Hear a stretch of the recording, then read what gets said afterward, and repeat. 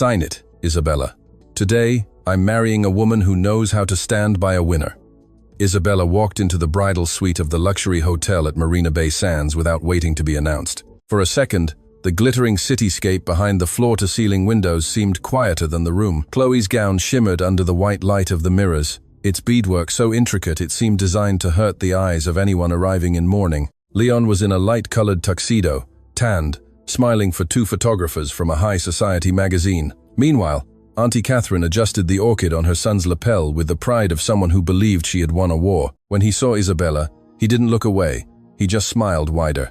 It was then he spoke, his voice low enough to sound intimate and cruel enough to reach everyone around them. "Isabella, today, I'm marrying a woman who knows how to stand by a winner." Chloe brought a hand to her chest in a gesture of feigned shock, but her eyes danced with pleasure. "You actually came, my dear," she said, approaching with her bouquet in hand. "I thought you'd have some dignity." Isabella glanced at the plain white envelope she was holding. "Dignity is precisely what brought me here." Auntie Catherine let out a short laugh, commenting that dignity at this point would be accepting a decent settlement and disappearing before the guests noticed the awkwardness. Leon held out his hand impatiently. "Marcus has prepared everything. You sign, you get what we agreed, and you stop holding up my life." Isabella didn't answer immediately. She just looked at the man who had once slept on sacks of rice in the storeroom of a tiny eatery because they had no money for a cab after midnight.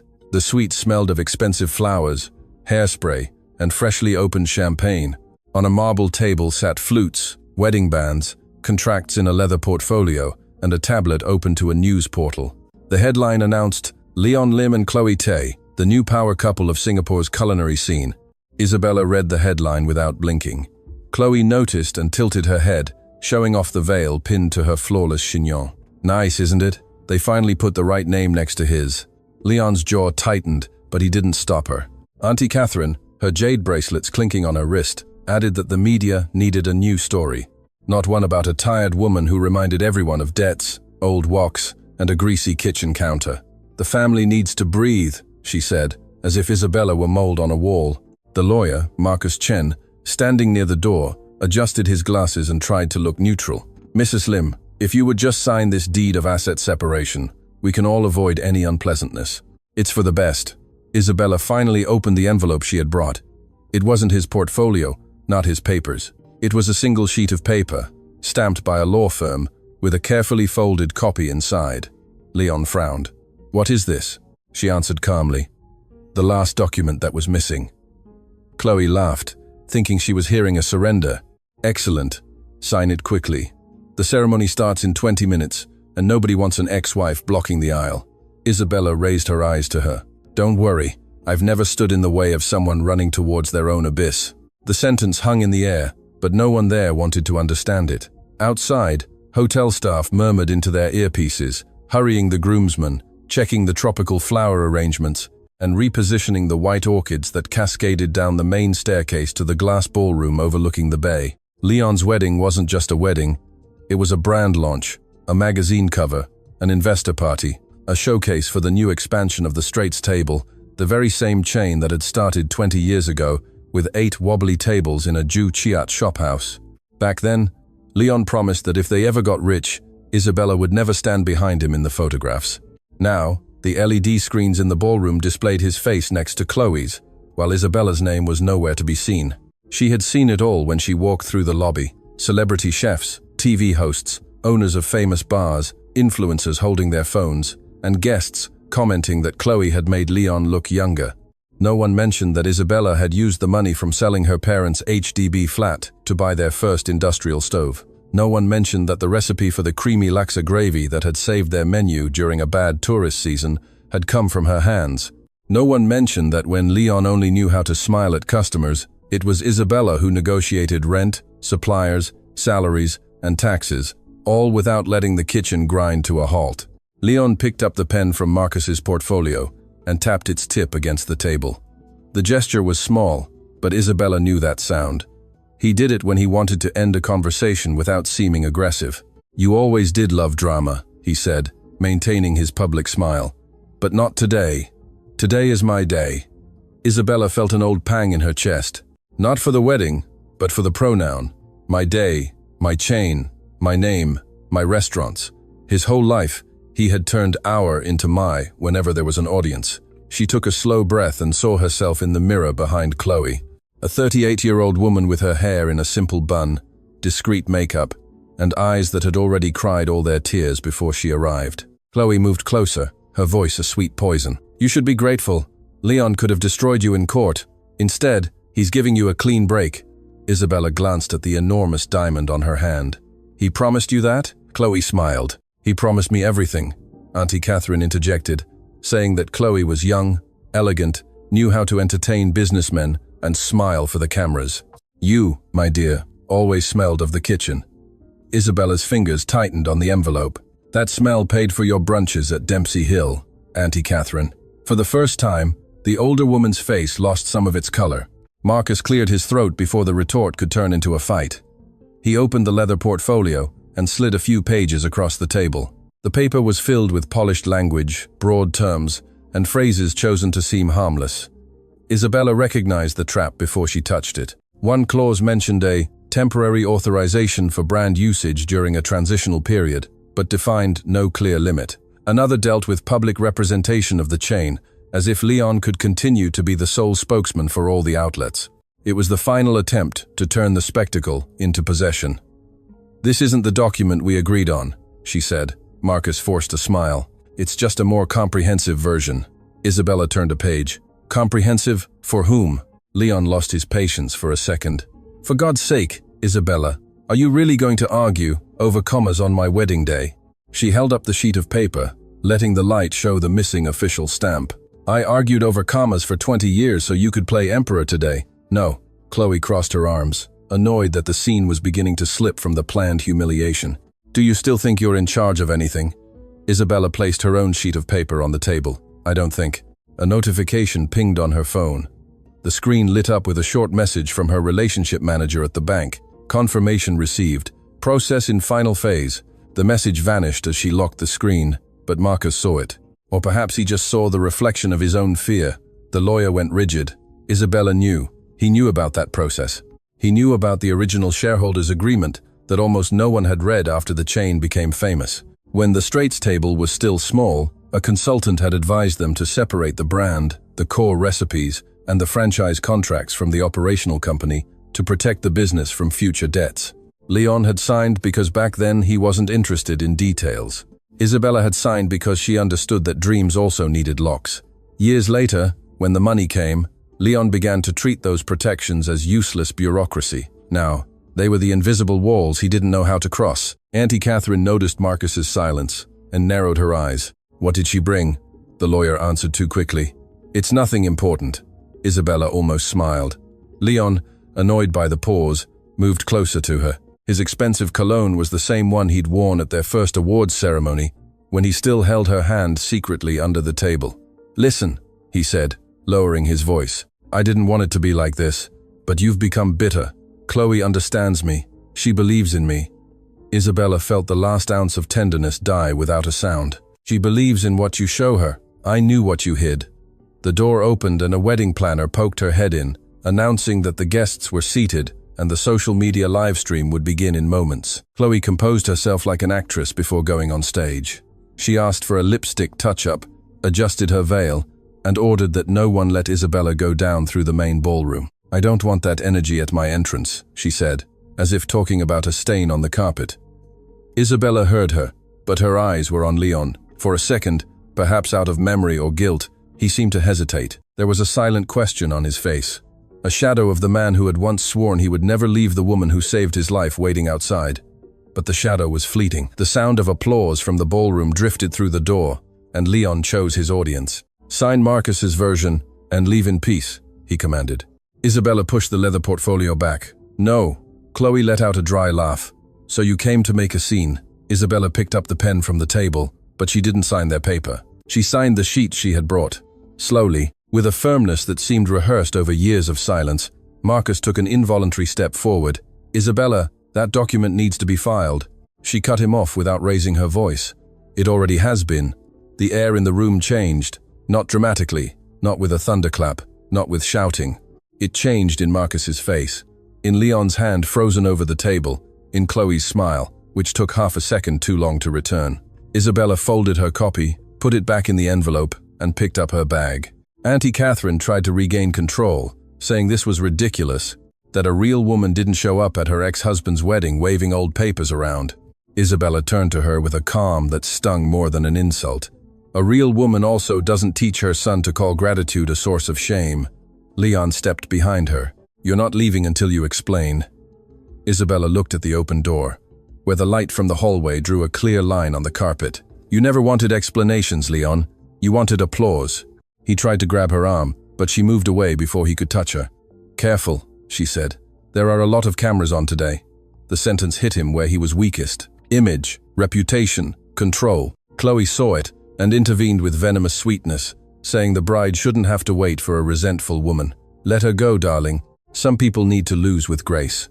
Isabella walked past her and answered just loud enough for Chloe to hear. Save your grace. You'll need it when you find out what you've won. In the corridor, the sounds of the wedding grew louder. A string quartet played a soft version of a popular mandopop love song. Waiters lined up glasses. Guests commented on the white and gold decor, and the Singapore skyline glittered behind the glass, as if nothing sordid could happen in front of so much beauty. Isabella walked without rushing, feeling each step like a stitch being undone. She didn't cry. There was a deep sadness, yes, but it no longer belonged in that hallway. It belonged to the girl who had believed Leon when he promised their first branch would have both their names on the facade. It belonged to the woman who slept 3 hours a night to save a kitchen drowning in debt. It belonged to the wife who pretended not to see the first text from Chloe because she was afraid of destroying the company along with the marriage. Now, that sadness was being left behind, like a bad perfume. As she passed the entrance to the ballroom, some guests recognized her. A TV host whispered to someone. A famous chef looked away. An influencer raised her phone too quickly. Isabella didn't hide. She just crossed that patch of light with a serene face. Near the reception, old chef Peter, who had worked with her since the first outlet, appeared, holding a folded kitchen towel. He said almost nothing, just bowed his head and murmured, Isabella, there was more respect in that single word than in all of Leon's headlines. She left through a side exit of the hotel, where black cars waited under the awning and the smell of the bay mixed with exhaust fumes. Her driver wasn't there. Isabella had preferred to call a regular grab, like in the old days when she still counted coins to get home after closing the restaurant. While she waited, she opened her phone. There were 3 new notifications, one from her law firm confirming the document had been filed with ACRA, another from her bank manager informing her that the removal of Leon's representative powers would take effect that afternoon. The third was from Cheryl, the finance administrator, who still worked at the head office. It's done. As soon as they try to access the main accounts, the system will block them. Isabella closed her eyes for a second. It wasn't joy. Not yet. It was relief. A heavy, almost weary relief, as if she had been carrying an entire table on her back and had finally set it down. From the hotel above, applause erupted. Maybe Chloe was making her entrance. Maybe Leon was smiling for the cameras. Maybe Auntie Catherine was crying with pride in the front row. Isabella looked at the bay, then at the envelope in her bag. The car arrived. Before getting in, she removed the old wedding band from her finger and held it in her palm. She didn't throw it away. She didn't need to turn her pain into a scene. She just tucked it into an inner pocket of her bag, next to the document that had just closed a door Leon didn't even know existed. Inside the ballroom, as Isabella's car was already quietly driving down the avenue, Leon received the first call. He was standing before the solemnizer, Chloe by his side, guests smiling, cameras capturing the perfect angle of the couple against the city lights. His phone vibrated once, then again, then 10 times. First, it would be Cheryl, then the manager of the Dempsey Hill branch, then the main supplier, warning that a scheduled payment had been rejected. Marcus, pale in the second row, would feel his own phone buzz and see a message on the screen confirming his worst fear. Leon's access to the operational accounts had been suspended by a duly filed directive. But in that first moment, before the ruin announced itself out loud, Leon was still smiling. Chloe was still clutching her bouquet like a trophy. Auntie Catherine still believed she had expelled the wrong woman from the family. And Isabella, in the back of the car, watched the lights of the city pass by the window with a calm that needed no witnesses. The driver asked if she wanted to go home. She took a few seconds before answering, no, to the lawyer's office first. Then she looked at her phone again, where another message was arriving from the finance administrator. Leon just tried to access the main account. Blocked. Isabella switched off the screen, leaned her head against the seat, and, for the first time that day, allowed a small, almost invisible smile to appear. The wedding wasn't even over, but the empire Leon had promised Chloe no longer opened its doors for him.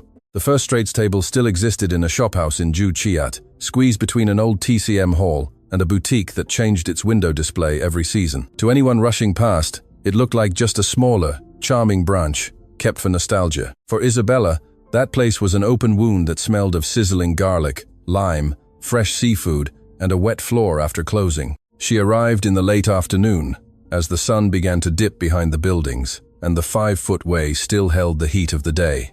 The renovated facade displayed modern, elegant lettering, designed by an expensive agency Leon had hired when the chain started appearing in magazines. But behind the gloss, Isabella could still see the crooked wooden sign she had painted herself with blue paint. One pre-dawn morning when Leon swore that one day their names would be known from the East Coast to Orchard Road. Now, the sign just said, "The Straits Table." No surname, no trace of the person who had sustained the dream when it didn't yet earn applause. Chef Peter saw her before the manager did. He came out of the kitchen, wiping his hands on his apron, his grey hair tucked into a net, his eyes moist with an understanding that went beyond words. "Isabella, you're back." That was all it took for a lump to form in her throat. It wasn't simple nostalgia, it was recognition. Inside, a few young waiters whispered, unsure whether to treat her as the founder, the ex-wife, or a threat. Cheryl, the finance admin, emerged from the small back office, clutching her phone to her chest. "He's already tried to call 5 times, she said quietly, glancing at the door as if Leon might materialize at any moment. Isabella walked to the counter, where years ago she had spent nights adding up receipts while Leon charmed customers and promised expansion before they had even paid the rent. "Don't answer for now," she replied. Cheryl nodded nervously. "Access to the main accounts is suspended. The scheduled payments are protected. Salaries and essential suppliers won't be affected. But any extraordinary transaction requires your authorization." Isabella closed her eyes for a moment. That detail mattered. She didn't want to burn the house down. She just wanted the keys back from the man who had tried to sell it during a party. The news hadn't broken yet, but the cracks were already spreading beneath the marble. Leon was calling from the private balcony of the bridal suite, hiding his face from the cameras while Chloe smiled alone for the guests. He was talking to Cheryl, to the bank, to Marcus, to anyone who could restore his sense of command before someone noticed. Each answer was more infuriating than the last. It wasn't a technical glitch, not a system delay, not a password problem. His financial authority had been revoked by a legitimate document. With a valid filing and communication sent within the legal time frame, Leon gripped his phone until his knuckles turned white. "This is impossible. The brand is mine, the chain is mine. I am the face of this company," he said to Marcus, who could no longer maintain a confident tone. The lawyer replied that they needed to analyze the situation calmly. Perhaps there was a loophole. Perhaps the authorization for public image use still gave him some leverage. Leon heard the word perhaps and hated it. Chloe came up behind him, still in her wedding dress, asking if something was wrong. He forced a smile. "Nothing I can't handle." But for the first time that night, she didn't fully believe him. Isabella opened the door to the old admin office, a windowless cubicle where the walls bore faint marks of water damage, hidden by fresh paint. On a high shelf, Peter kept a metal box with items the new management didn't value, old menus, faded photos, order notebooks, receipts from their first suppliers. He placed the box in front of her, as if returning a relic. "I didn't let them throw it out," he said. Isabella touched a red-covered notebook and smiled sadly. Inside were her first notes on sources, broth, cooking times, the price of prawns during the low season, names of loyal customers who got free dessert when they brought their families. Leon never had the patience for that. He used to say that the kitchen was heart, but business was a stage. For a long time, she believed they complemented each other. She in the fire, he in the light. But when the light got too bright, he started acting as if the fire was just dirt. Cheryl leaned against the desk and recounted how, in recent months, Leon had been asking for separate reports, trying to figure out which franchise agreements could be transferred to a new holding company after the wedding. He said it was for expansion planning, she explained. Isabella turned a page in the notebook. It wasn't planning. Shortly after 8 p.m., the first video began circulating in the staff WhatsApp groups. It was short, shaky, filmed by someone at the hotel. It showed Chloe entering the ballroom to applause, Leon smiling, Auntie Catherine dabbing a theatrical tear. The caption said that the new muse of the Straits table had just arrived at the altar. The staff watched furtively behind the counter, torn between curiosity and shame. A younger waiter commented that the internet was already praised Shane, but an older cook, Jandira, switched off her screen in anger. "A pretty dress doesn't keep the wok hot," she muttered. Isabella heard her and felt an unexpected warmth in her chest. It wasn't revenge, it was belonging. The kitchen kept running because those people knew that the name on the sign depended on invisible hands. She asked that no one argue online, no one leak documents, no one turn her pain into cheap entertainment. The restaurants will open tomorrow. The customers aren't to blame for what Leon did. Neither are the employees. Peter crossed his arms and asked if she still wanted to save anything after so much humiliation. Isabella looked at the small dining room, at the occupied tables, at a family sharing a chili crab near the window. "I'm not saving him. I'm saving what was never only his." The restaurant door opened forcefully before the dinner rush was over. Marcus entered first, sweating despite the air conditioning, followed by Auntie Catherine, who dismissed her driver at the curb and strode in as if she was still on a red carpet. She had exchanged her elegant wedding tears for a hard, almost offended expression. A few customers recognized Leon's mother and began to whisper. Isabella remained behind the counter, where she had so often dealt with angry suppliers, impatient inspectors, and famous clients demanding a table without a reservation. Auntie Catherine didn't greet anyone. "You've gone too far," she said, her voice low enough to avoid a scandal, loud enough to wound. Marcus opened his briefcase and tried to recover his professional composure. "Isabella, there's been an operational misunderstanding. Mr. Lim needs temporary authorization to ensure the continuity of the expansion."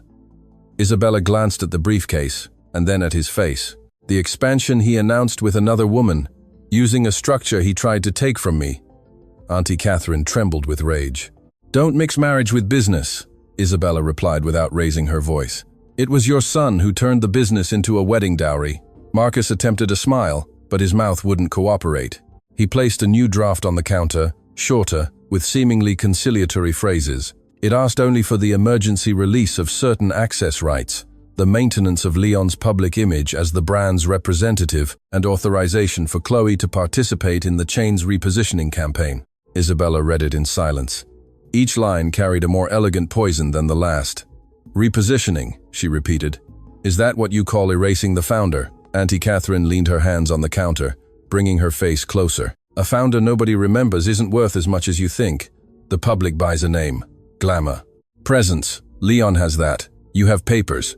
Isabella looked up. Businesses die when they mistake the facade for the foundation.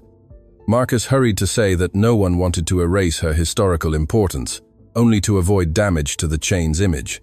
"Damage," Isabella said, almost to herself. "Funny. When he humiliated me in front of journalists, that was his personal life. When I protect the brand, it becomes damage." A heavy silence fell over the counter.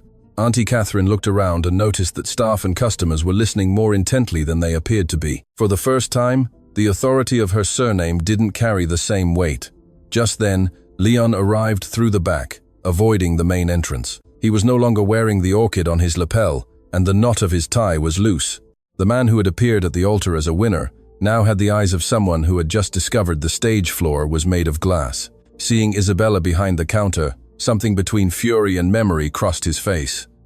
"Are you satisfied?" he asked without greeting her. Isabella closed Marcus's folder and pushed it back. "Not yet." The answer hit him like a slap, but she didn't smile. Leon looked at Peter, at Cheryl, at the waiters pretending to work. "So that's it. Everyone answers to her now." Peter, who rarely confronted his bosses, straightened his shoulders. "I've always answered to the restaurant." The sentence seemed simple, but in that small space, Leon understood that his magazine gloss didn't quite fit. He pointed at Isabella and said she was putting hundreds of jobs at risk out of jealousy. For the first time that night, her voice grew sharper. "Don't use my employees as a shield for your vanity. Salaries are protected. Essential suppliers are too. The only one who lost access was you." Chloe wasn't there, but her shadow hung over the conversation. Leon took a deep breath and tried to change his tone. "Isa, can we talk about this like adults?" She felt the old nickname hit a fragile place. Still, she didn't back down. "Adults don't get married before they've finished lying." His face hardened. Auntie Catherine urged him not to stoop to her level, that Isabella was exploiting a loophole to get revenge because she could never accept being replaced. The word replaced, made Cheryl look away. Isabella sensed the discomfort in the room. For years, this was what everyone had expected of her, to accept the trade as a natural fate. The woman who gets older is removed from the photo. The woman who cooks too much loses her perfume. The woman who builds the backstage should be grateful when the stage chooses someone else. She breathed slowly, and from the metal box, she took out the first menu from the straights table, amateurishly laminated, with grease stains at the edges. She placed it in front of Leon. "Remember this?" He looked away. "We don't have time for nostalgia." Isabella opened the menu to the specialties page. "You sold the idea. I made the dish exist. When the rent was late, I negotiated. When your mother said a small restaurant was an embarrassment, I kept opening the door. When you wanted to give up after the first bad review, I stayed in the kitchen until 3 a.m. Don't call something nostalgia when you use it to pay for champagne." Leon was silent for a second too long. Auntie Catherine tried to pull him by the sleeve, but he didn't move. Isabella's phone vibrated again. It was a message from her law firm confirming that the full certified copy of the filed documents would be available the next morning. Just below, Cheryl received another alert. The marketing team had tried to approve a campaign with Chloe's image associated with the straights table, but the authorization system blocked the request due to a lack of consent from the licensed trademark holder. Cheryl showed her the screen without a word. Isabella just nodded. Marcus saw the gesture, and his forehead gleamed with sweat. Leon noticed and lost his temper. "What licensed trademark? Stop talking like you invented everything yourself." Isabella put the old menu away carefully. "I never said I invented it alone. That's the difference between us." The sentence opened a wound Leon didn't want to look at. He needed Isabella to be petty to justify what he had done. He needed her to scream, break glasses, beg, threaten Chloe, anything that would confirm the story he had been telling himself. But there she was, firm, tired, and precise, protecting salaries while cutting off his privileges. This was so much worse than a scene. It was a judgment. Before leaving, Marcus made one last attempt. He said the situation could be reversed discreetly, that the press didn't know about the block yet, and that a settlement that night would prevent irreparable damage. Isabella looked at him with an attention that made him stop talking. "Did you know about the brand protection clause when you prepared that document at the hotel?" Marcus opened his mouth, but no complete argument came out. Auntie Catherine turned to him with irritated surprise. Leon narrowed his eyes. "What clause?" Isabella realized that this was the first crack between them. She didn't exploit it too much. Not yet. She just picked up her bag and said that the next morning, everyone could read the right documents, not the convenient versions. Leon tried to follow her to the door, but stopped when a few customers looked over. The image of the elegant man needed to survive a few more minutes. Isabella stepped out onto the Juchiat sidewalk, where the night was already full of tourists, car horns, and the smell of food from the nearby stalls. The straights table sign lit up behind her. For the first time in many years, she didn't look at the facade as someone searching for a lost name. She looked at it as someone who had just remembered where the foundations were. In the car, on the way to the small apartment she still kept in Tiangbahru, Isabella received one last message from Leon. It wasn't an apology. It was a threat disguised as hurt. He wrote that if she insisted on humiliating him, he would tell the press she was sabotaging her own company out of jealousy of Chloe. Isabella read it twice, not out of fear, but to memorize the tone. Then she forwarded the message to Cheryl with a simple instruction. "File everything." The city passed by the window in blurs of light, crowded bars, couples laughing on sidewalks, delivery riders weaving through traffic, people living as if no marriage was crumbling over contracts and lies. When she got home, she didn't turn on all the lights. She went to the balcony, from which she could see a dark sliver of the sea, and opened the metal box Peter had insisted she take. Among the menus and receipts was an old photo of Leon in a stained apron, his arm around Isabella in front of their first facade. On the back, written in his hand, a sentence said that all of this was theirs, or it would be no one's. Isabella held the photo for a long time, then placed it on the table next to the document from her lawyers. The pain was still there, but now it had proof, a date, and a direction. The morning after the wedding, Chloe woke up in the penthouse apartment at Marina Bay Residences, with her gown thrown over a chair, and the bitter feeling of having won a crown without finding a throne.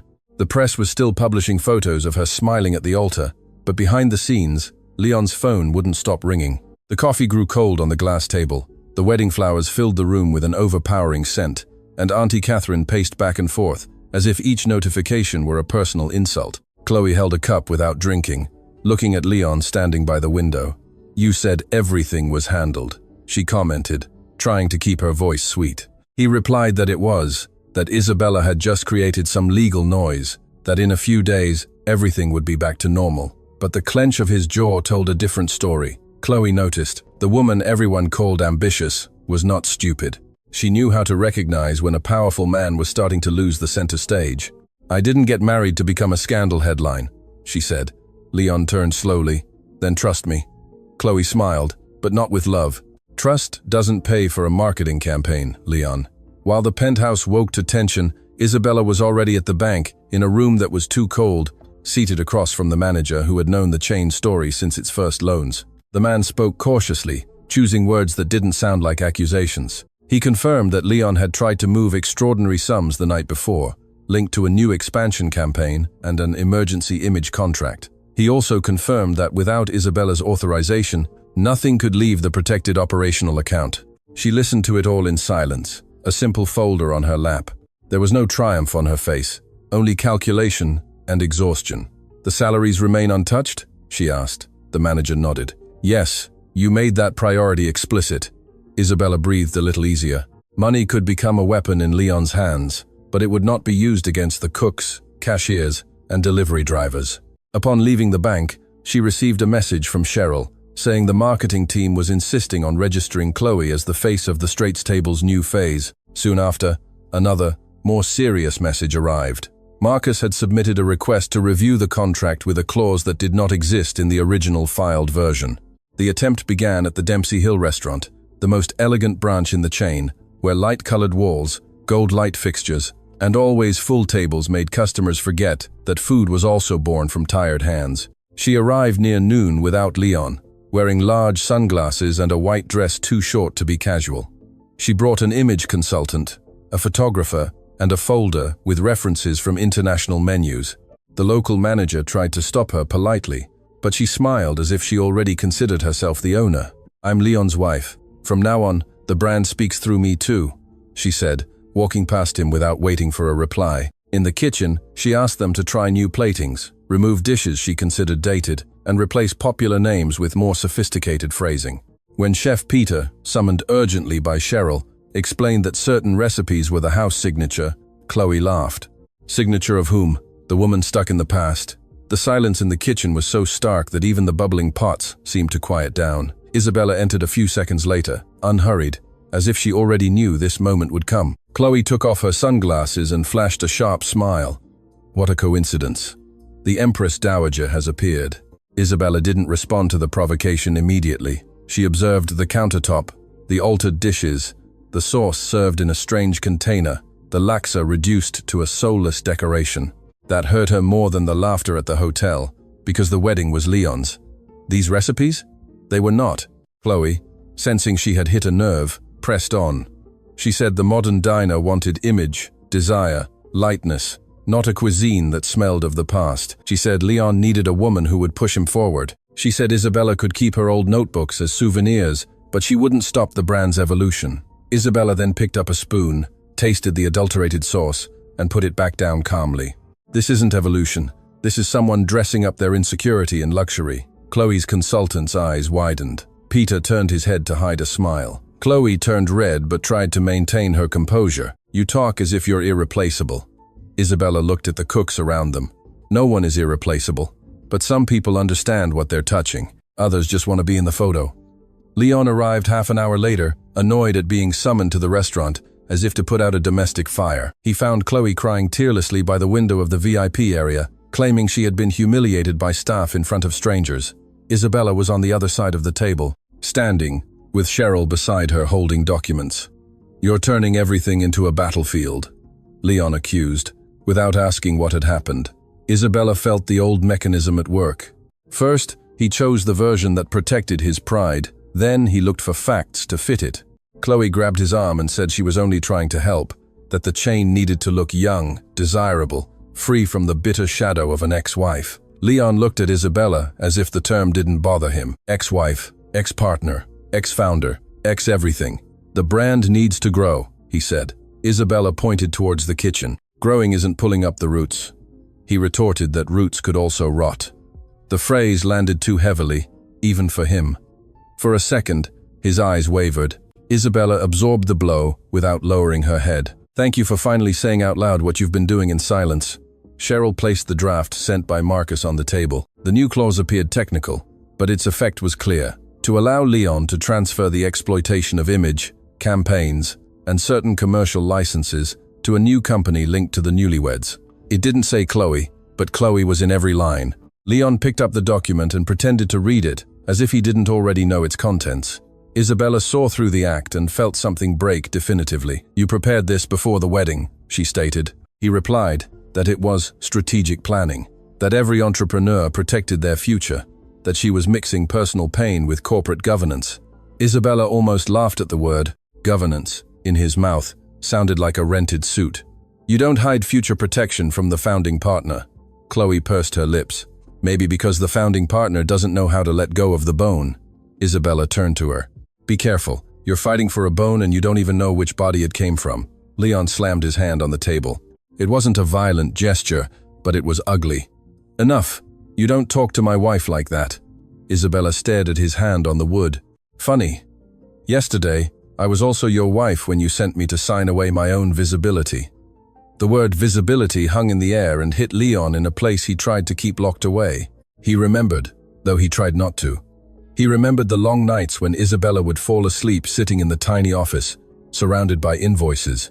He remembered the day a magazine asked for an interview with him alone because the photographer thought a kitchen didn't make for a good cover. He remembered telling Isabella it was just marketing, that her name would appear later. Later never came because he discovered that applause was addictive. Chloe, sensing his hesitation, squeezed his arm tighter. "You're not going to let her destroy us before we even have our honeymoon, are you?" Auntie Catherine, who had arrived unannounced, entered the VIP room with a stern face and reinforced that Leon needed to act like a man, not a guilty little boy. "Isabella always knew how to manipulate your pity," she said. "Now she uses contracts because she's lost her place in your life." Isabella looked at her mother-in-law and realized that for Auntie Catherine, love had always been a currency of little value if it didn't yield status. "I lost a husband," she replied. "You're all about to lose a lie." It was at that moment that Marcus appeared, late, holding another briefcase and avoiding Isabella's gaze. He tried to steer the conversation towards a private settlement, suggesting they all go to the law office that afternoon to formalize a temporary authorization. Isabella asked, "Which law office? Which version? Which clause? And which power of attorney did you intend to use?" The sequence of simple questions disarmed him. Leon got angry again, but this time not with her. "Answer him, Marcus."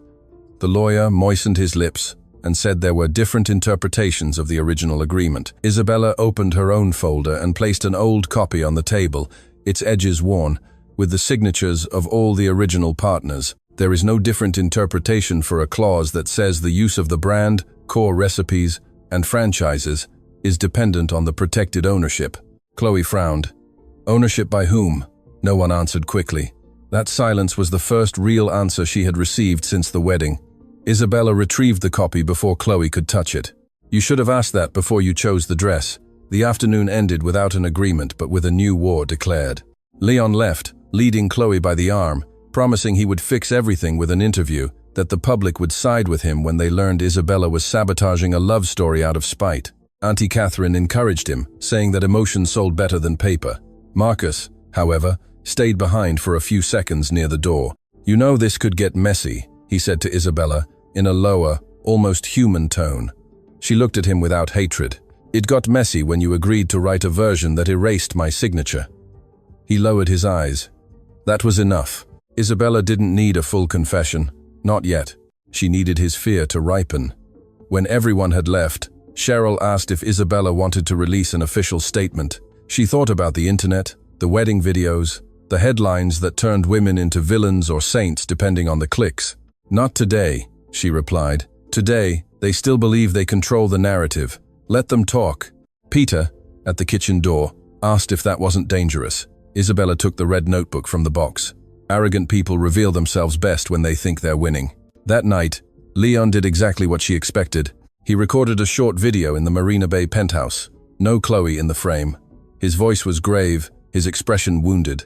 He said he was going through a delicate time, that he respected his past, but he would not accept unresolved feelings jeopardizing a company loved by thousands of customers. He didn't mention Isabella by name, but everyone understood. Minutes later, gossip blogs were already publishing montages with wedding photos and venomous questions. Bitter ex-wife freezes accounts on wedding day. Invisible founder or jilted woman. Chloe liked a few of the posts before unliking them. Too late to not leave a trace.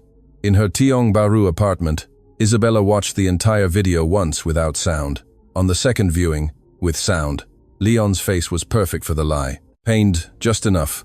Offended, just enough. Handsome, as he always was when he wanted to be forgiven. She saved the file, sent it to Cheryl, and wrote only, "Save with date." Then she walked to the balcony. The sea was dark, and the city seemed indifferent to any truth. Later, when the street grew quieter, Isabella opened the metal box again and found a smaller envelope she hadn't seen before. Inside was a folded sheet of paper written by Peter years ago, with the first standardized quantities of the recipe that became the chain's most famous dish. At the bottom, a note from Leon, written when he was still proud of her. It said that this recipe was the heart of the house, and no one should touch it without Isabella. She ran her thumb over his handwriting. The memory hit differently. It wasn't longing for the man at the altar. It was grief for the man who might have existed before he fell in love with his own reflection. Her phone buzzed with a new message from an unknown number. It was Marcus. "You need to see the addendum Leon asked me to register after the honeymoon. I can no longer pretend this is just a marital dispute." Isabella stood motionless. The attachment loaded slowly. When it opened, she saw Chloe's name, linked to a future licensing company for the Straits Table brand, dated before the wedding. The betrayal wasn't an impulse. It was a plan.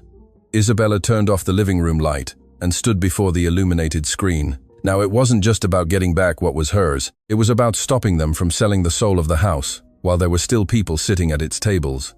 The morning after Leon's video, the city woke up taking sides without knowing the whole story. On the gossip sites, Isabella was called bitter, cold, vindictive, a woman who couldn't stand to see her ex-husband happy.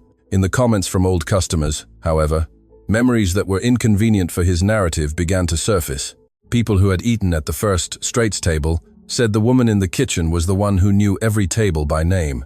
Employees commented carefully that Isabella never delayed payroll, even when Leon was giving interviews about expansion. Still, the noise favored the one who smiled better for the camera. Leon knew this. That's why he scheduled a private presentation for that afternoon at the Fullerton Hotel with investors, food journalists, and a few important franchisees. He called the event a brand repositioning, but deep down he wanted only one thing: to appear on stage next to Chloe and force Isabella to look like an obstacle in front of powerful people. He believed that under public pressure, she would back down. His arrogance still didn't grasp that Isabella had stopped negotiating with vanity. Isabella spent the morning at her lawyer's office, sitting in a hard chair, her folder in her lap and Cheryl by her side. The setting had no glamour, no white flowers, no view of the bay. It had numbers being called out mechanically, official stamps, people resolving divorces, property purchases, powers of attorney, small tragedies wrapped in plain paper. To Isabella, this place felt more real than Leon's wedding. Marcus arrived 10 minutes late, without his usual confidence. Clutching his briefcase to his chest, he avoided looking at Cheryl, then at Isabella, and finally placed a copy of the addendum he had sent the night before on the table. "I'm not doing this out of kindness," he said, trying to salvage what little pride he had left. "I'm doing it because I won't take the fall alone for a fraud that wasn't my idea." Isabella read the clause calmly. Leon had authorized the creation of a parallel company to license the image, adapted recipes, and campaigns associated with the Straits Table, naming Chloe as a strategic partner even before the wedding had taken place. The document didn't just steal money, it stole the memory of her work. The paralegal checked the signatures, the old corporate filings, and the brand protection clauses. Each turned page seemed to open a hidden drawer from the last 20 years. There was the first contract, signed when Leon still wore cheap shirts and promised he would never place appearances above loyalty. There was the separation between the operational company and the brand ownership, done to protect the restaurant from debts, disputes, and improper use. There was the clause Leon had never valued because it didn't shine in any magazine feature. Any attempt to transfer, exploit, or associate the name The Straits Table with a third party without the consent of the protected ownership would automatically suspend representative powers, ongoing campaigns, and related commercial licenses. Isabella hadn't needed to invent anything, manipulate anything. She just had to wait for them, convinced of their own impunity, to knock on exactly the wrong door. Marcus ran a hand over his face as the paralegal confirmed that the supplementary filing could be issued that same day. Cheryl took a deep breath. Isabella signed a single sheet of paper with the same steady hand she had used at the hotel. But now the wait was different. It wasn't a farewell, it was a reclamation. Meanwhile, in the hotel ballroom, Chloe was supervising the stage lighting as if preparing for a premiere. There was a huge screen with the Straits Table logo in gold, photographs of redesigned dishes, slogans about a new era, and an image of her beside Leon, both dressed in white, as if purity could be bought with a PR budget. Auntie Catherine greeted guests with air kisses and calculated remarks, saying that all large families faced turbulence, but love and vision always conquered resentment. Leon shook hands with franchisees, repeating that the bank instability was temporary, that Isabella was emotionally distraught, that the expansion would proceed. Some believed him because they needed to. Others looked at their phones in silence, waiting for confirmation of transfers that weren't arriving. Chloe, sensing the nervousness in the air, took Leon's arm and whispered that he needed to be strong in front of everyone. "You promised me an empire," she said, without sweetness. He replied that he still had one. At that exact moment, his phone buzzed with a notification from the corporate registry. The presentation began before Leon could grasp the full meaning of the message. He walked on stage with Chloe to polite applause and raised cameras. He spoke of tradition and the future, of his love for Singaporean cuisine, of personal overcoming. He said the Straits Table had always been the fruit of courage, and that no attempt at sabotage would erase the trust of customers and investors.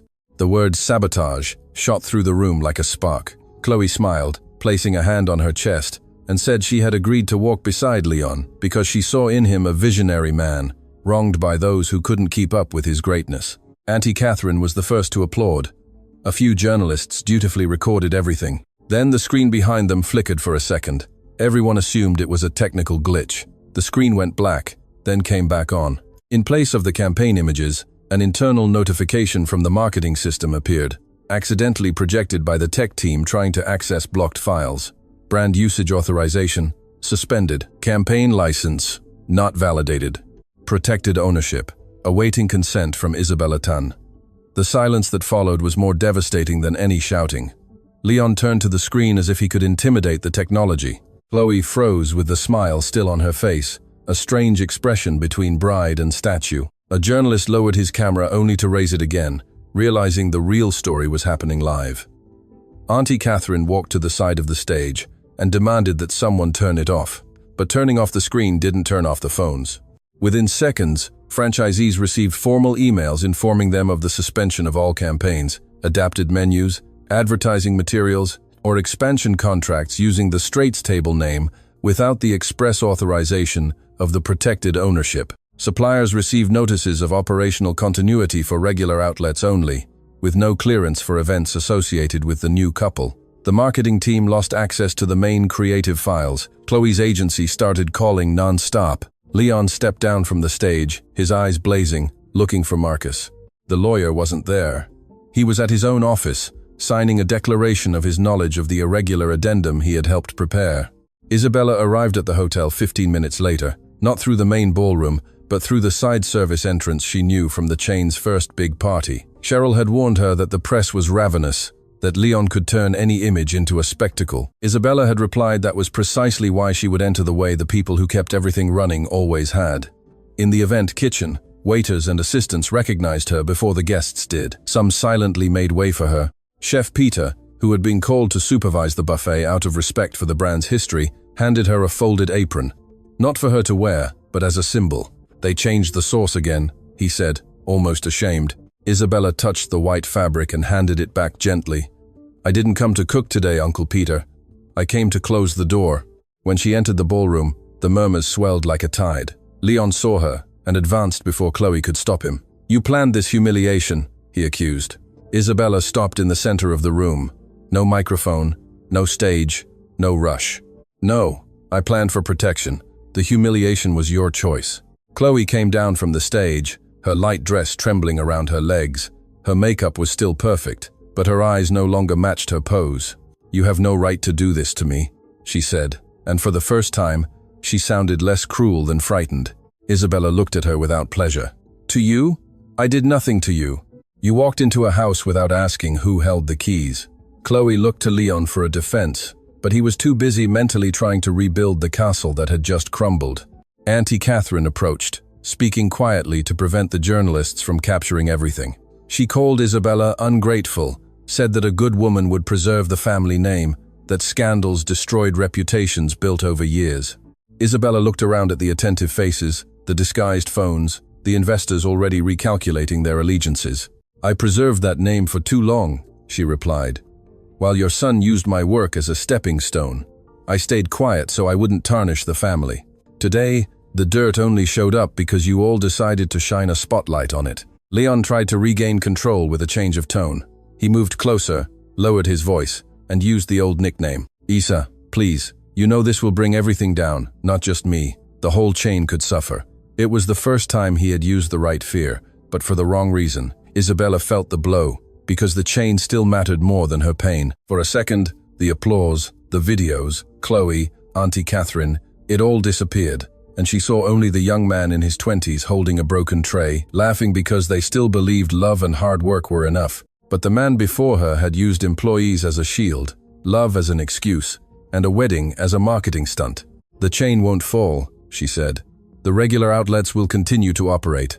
Salaries, essential suppliers, and legitimate franchises have been protected. What fell was your access to sell what wasn't only yours. Leon went pale.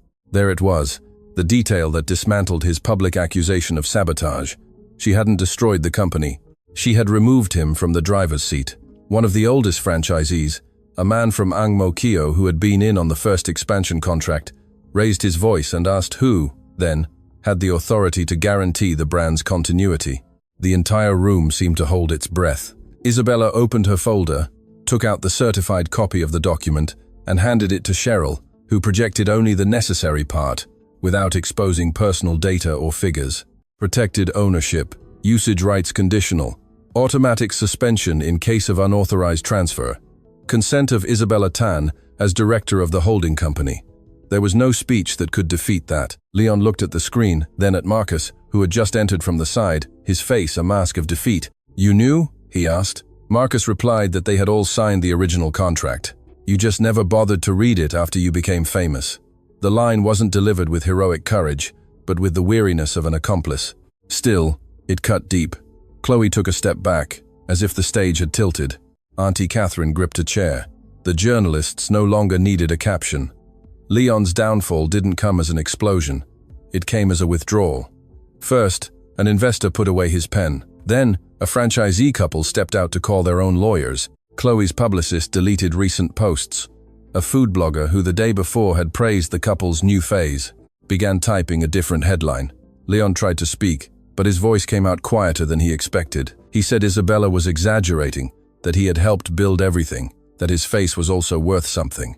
She agreed. It was, until you tried to sell it as if it were the whole thing. The agreement stung more than a denial. Isabella wasn't erasing his part. That was the worst punishment for a man who needed to be either victim or hero. She was leaving him in his exact, real, and important place, but not as the owner of everything. Founder, not sovereign. Ex-husband, but not proprietor of her life. Chloe, her voice thin, asked Leon if the penthouse, the campaign, and the honeymoon trip came from that structure. He didn't answer. The answer was in the silence. The bride who thought she was marrying into an empire began to understand she might have just married a facade illuminated by someone else's money.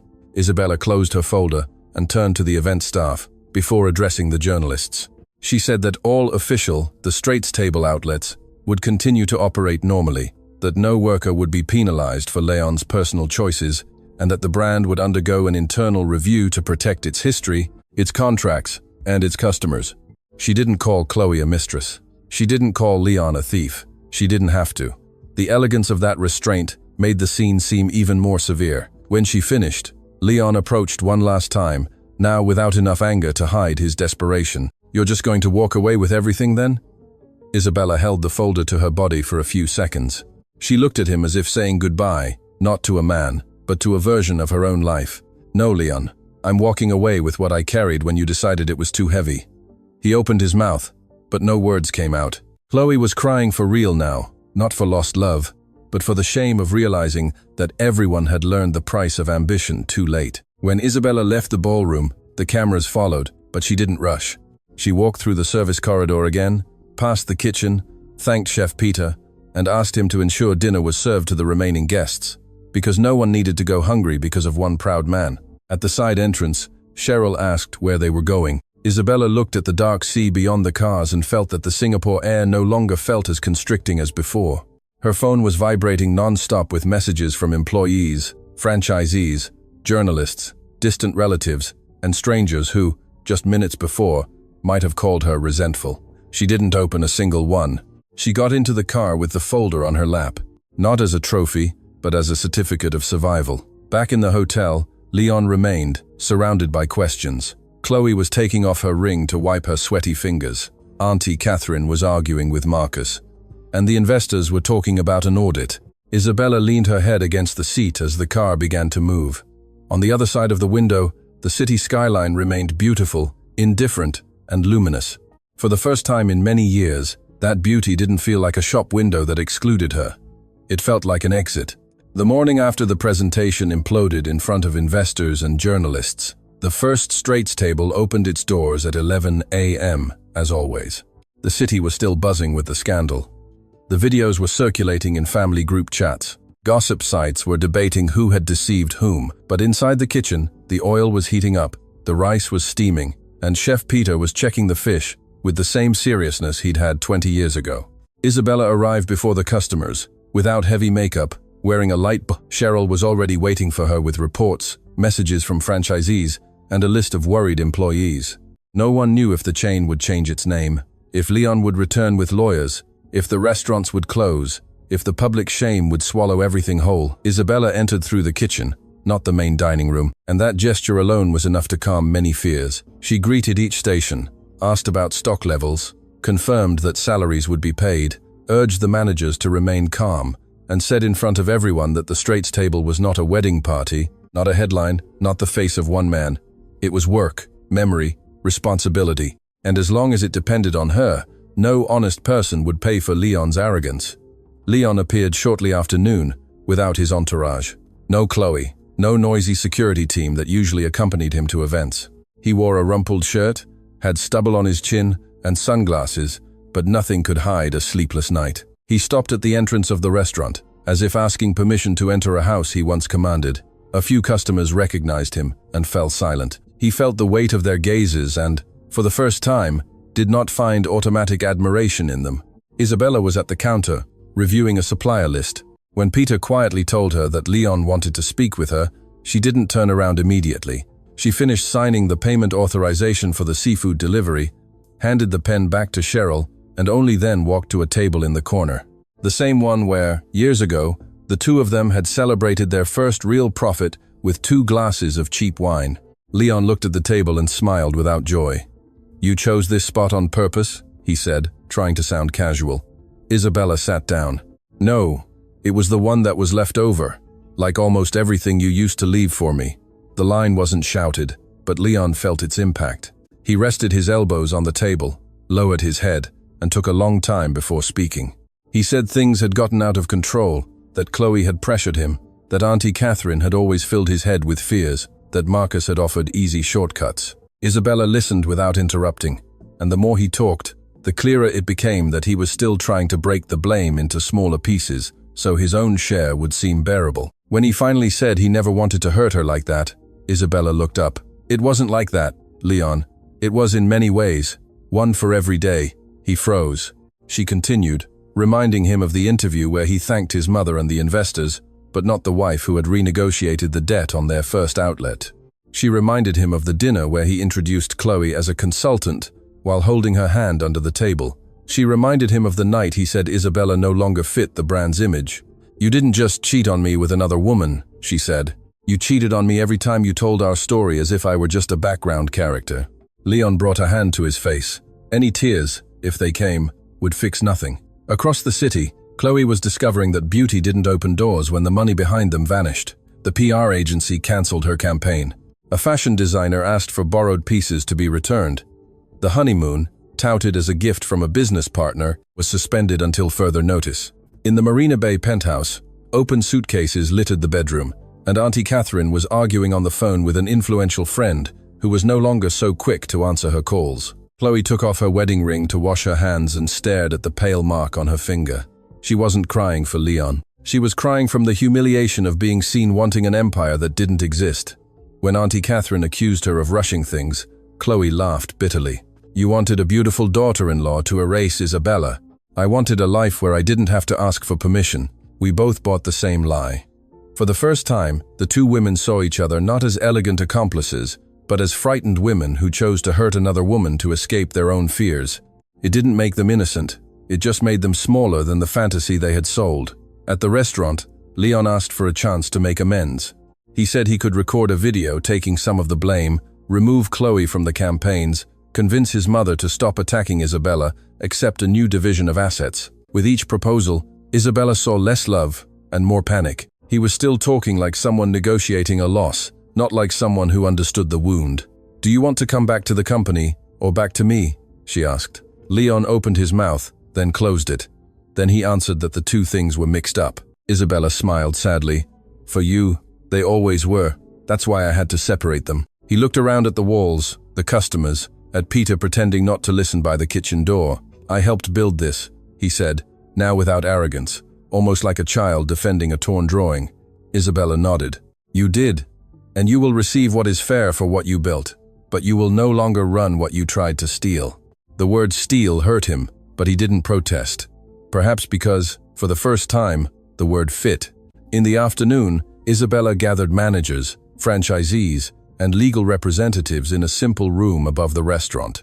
There was no champagne, no gold screen, no catchphrases. There was strong coffee, organized documents, and tired people who needed to know if they still had a future.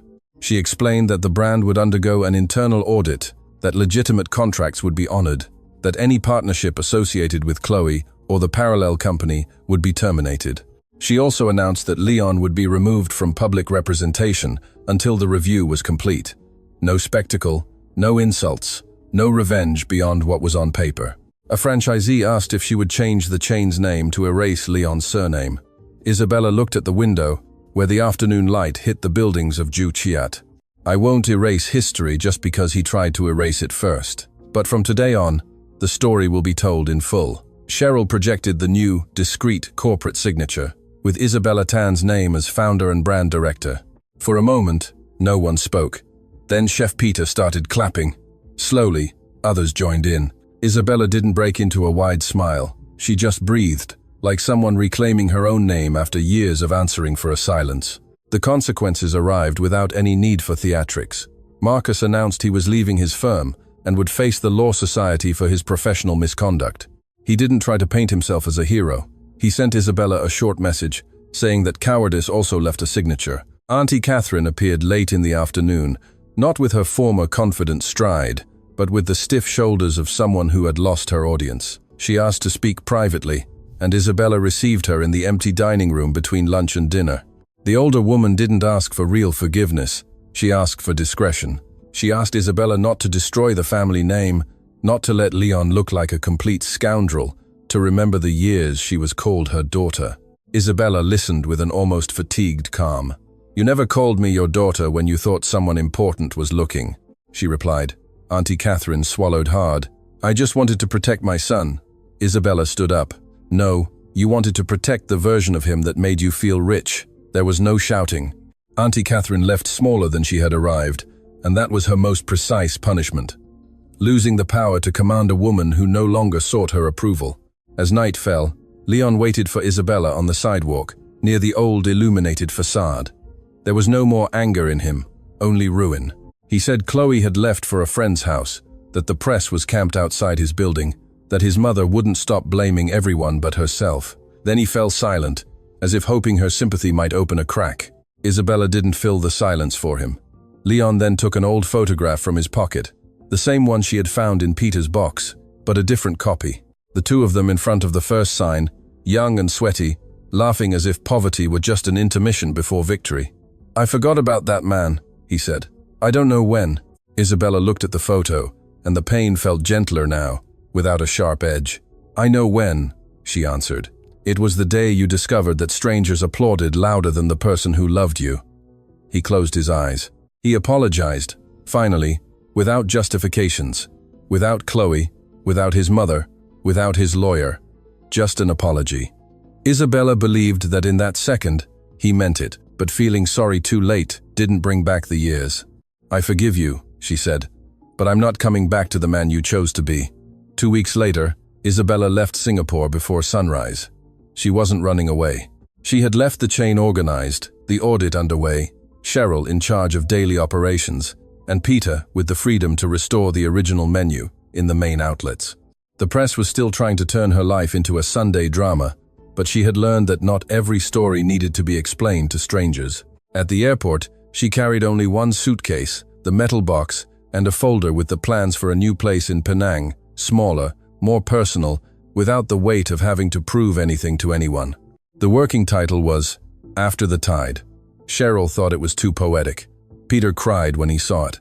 Isabella still wasn't sure if she'd keep it. At the boarding gate, she received one last message from Leon. He wrote that he would sign the separation papers and that one day he hoped to deserve to be remembered without shame. Isabella read it, locked her screen, and didn't reply, not out of cruelty, but out of freedom. Some answers only fed chains that had already been broken. As the plane climbed, Singapore appeared through the window like a drawing of light, sea, and skyscrapers, beautiful enough to almost hide the pains it held. Isabella rested her forehead against the glass and thought of her first day in Juchiat, the broken stove, Leon's laugh before vanity, the smell of garlic, the ache in her fingers, the years she mistook loyalty for disappearing a little more each morning. She didn't regret having loved. She only regretted having taken so long to believe that she, too, could leave. Below her, Leon was left with restaurants he could no longer use as a mirror. Chloe with a marriage that had started empty. Auntie Catherine with a surname that had lost its shine. And Marcus with the signature of his own cowardice. Isabella was taking the box of recipes, the right documents, and a piece that was still small, but real. The empire everyone thought she had stolen had always been supported by her hands. Now, for the first time, her hands were free.